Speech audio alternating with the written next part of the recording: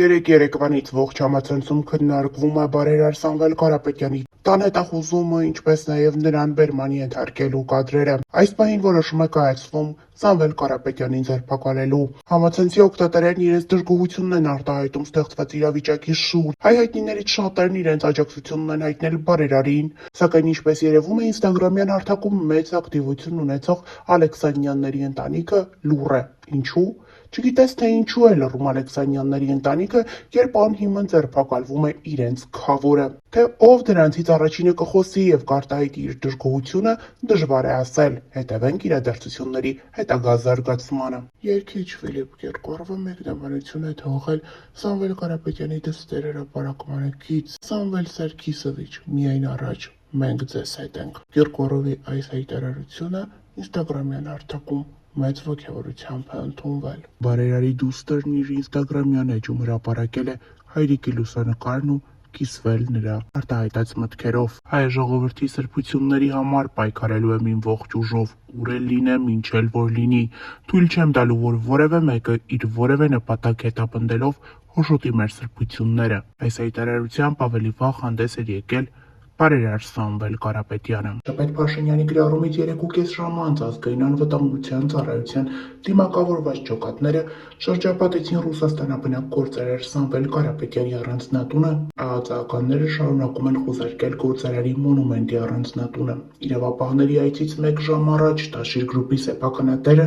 Մայրաթոռի մոտից պաշտպանել էր հայ առաքելական եկեղեցին Նիկոլ Փաշինյանի արշավից։ Փոքրիկ խմբակ, մոռանալով հայոց պատմությունը, հայ եկեղեցու հազարավոր տարիների պատմությունը, հարձակվել է հայ եկեղեցու վրա, հայ ժողովրդի վրա։ Քանի որ ես միշտ եղել եմ հայոց եկեղեցու կողքին ու հայ ժողովրդի կողքին, ունենալու եմ անմիջական մասնակցություն։ Եթե չհաջողվի քաղաքական գործիչներին, ուրեմն մենք էլ մեր ձևով ենք մասնակցելու այդ ամեն ինչին,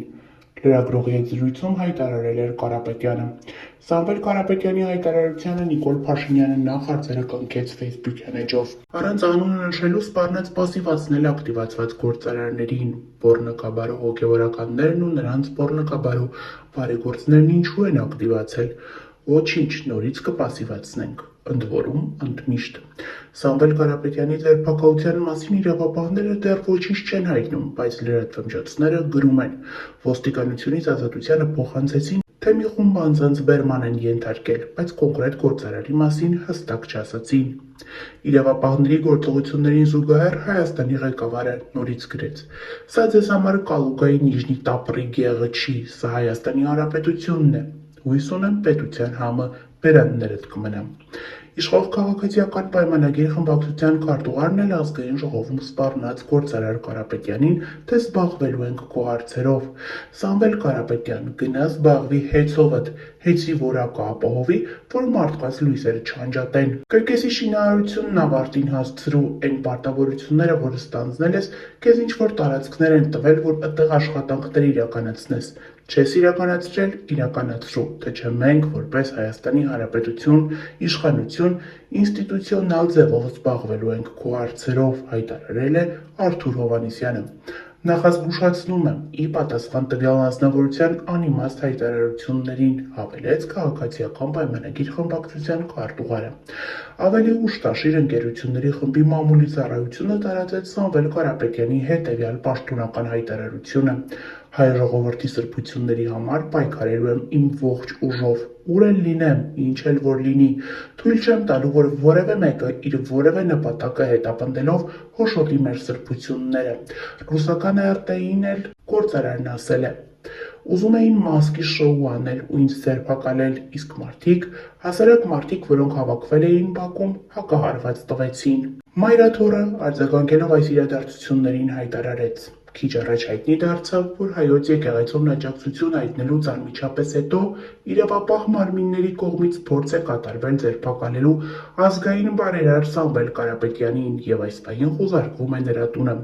Խստորեն դատապարտում ենք ակնհայտ քաղաքական շարժառիթներով պայմանավորված հետապնդումը, հորդորում ենք Հայաստանի Հանրապետության իշխանություններին անհապաղ դադարեցնել ապօրինի գործողությունները»։ Հայտարարությամբ հանդես եկավ նաև վարչապետի խոսնակը։ Ինքնակոչ սրբադասվածը, որի պատկերը Մայրաթոռի գանձարանում է, Հյուսիսից ստացած դասական մեթոդիկայով որոշել է հայաստանյան ներքին օրակարգերին խառնվել, թե բա մենք մեր ձևերով ենք միջամտելու։ Չեմ հասկանում, հովարային անջատում է, թե թույլ միացում վերջինիս մոտ։ Ամեն դեպքում հողանցում արեք, ոտքերը գետնից կտրվել են։ Հայաստանը ծայրագավառ դարձնելու սրանց փորձերն ապարդյուն են։ Հայաստանի պետականության դեմ մարտնչող Տաշիր Սամոների, Արա Աբրահամյանների և Պիպո Եղապատակ արբանյակներն ակտիվացել են։ Ինքնալյուստրացիա մինչև վերջ, խայտառակվեք, կանգ մի առեք, գրել էր Նազելի Բաղդասարյանը։ Քիչ անց էլ վարչապետը գրեց, ասում է, մենք մեր ձևով ենք միջամտելու։ Հիմա ես քեզ իմ ձևով կմիջամտեմ, ստահակ, ավելի ճիշտ, ձեզ։ Ավելի ուշ Փաշինյանը մեկ այլ գրառում էլ արեց Facebook-ում։ Բա միջամտի արա, ինչ ես չուլանում պաղկվել։ Նիկոլ Փաշինյանի թիրախում նաև Մայրաթոռի դիվանապետն է։ Հոգևորականների կուսակրոնության հարցը երկրի թիվ 1 օրակարգ դարձրած Փաշինյանը պահանջում է կարգալույծ անել Արշակ Սրբազանին։ Արքեպիսկոպոսը երեկ քննադատել էր վարչապետին, հեգնել, թե տպավորություն է Արցախը հանձնելն ու տարածքներ զիջելն էլ կուսակրոնության ուխտը խախտելու պատճառով է եղել։ Կտրիչ Ներսիսյան, այդ պոռնկաբարո Արշակ Սրբազանի դասա վեր ընկնի տեղը, բառից բուն իմաստով վեր ընկնի տեղը և բառից բուն իմաստով պոռնկաբարո, գրեց վարչապետը։ Հայաստանի ղեկավարն այս գրառմամբ չհանդարտվեց, մեկ ժամ չանցած նորից հիշեց Արշակ Սրբազանին։ Նախկինում հնչած քննադատությունները հաշվի առնելով, պոռնկացած բարձրաստիճան հոգևորականների մասին խոսելիս օգտագործելու եմ բացառապես կանոնագիր Քայոցի բառապաշարը։ Կանոնագիր Քայոցը հայ առաքելական եկեղեցու դարերով ձևավորված վարքականոնների ժողովածուն է։ Դրանում է գրված, որ պոռնկացած arczepiskopos-ը տվյալ դեպքում Արշակ Սրբազանը պետք է կարգալույծ արվի։ Նկատի ունեմ հենց այդ բառերով է գրված մեր եկեղեցու կանոնների ժողովածուի մեջ։ Կանոնագիր Քայոցի բնորոշմամբ է Արշակ Սրբազանը պոռնկաբարո։ Սպասենք Կտրիչ Ներսիսյանի արձագանքին, որ իրեն նույնպես բնորոշենք միայն ու միայն կանոնագիր Քայոցի սահմանումներով,